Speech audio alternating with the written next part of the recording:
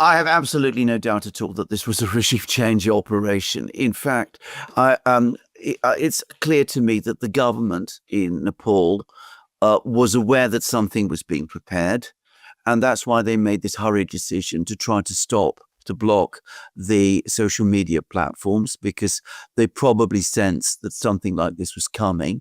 And of course, when they blocked the social media platforms, instead of stopping the regime change, it simply accelerated it, because clearly the seeds had already been planted and the organization to do it had already been set up. Now, there's a few things to say about Nepal. Nepal is a very poor country. It's a country with a huge, extraordinary, very rich history, an exceptional culture, but it has many, many problems. It's economically deprived. It has very severe youth unemployment. There are extreme problems of corruption, and the economy itself has been stagnant. So there are lots of conditions within Nepal that would make a government unpopular. And it wasn't just the government that was unpopular, apparently, but the entire political class in Nepal that was also unpopular. So there was things that would explain why the government was unpopular.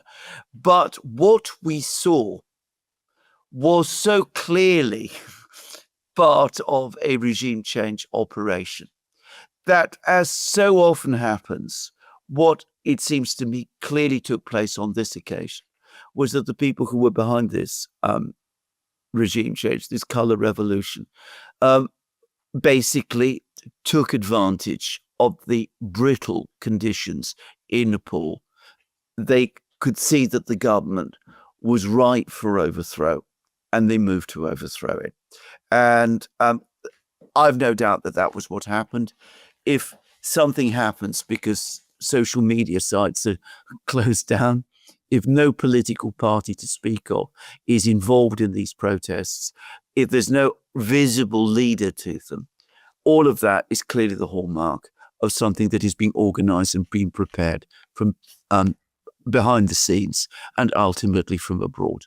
Yeah, and timing is everything. This was launched about a week after the SCO in China.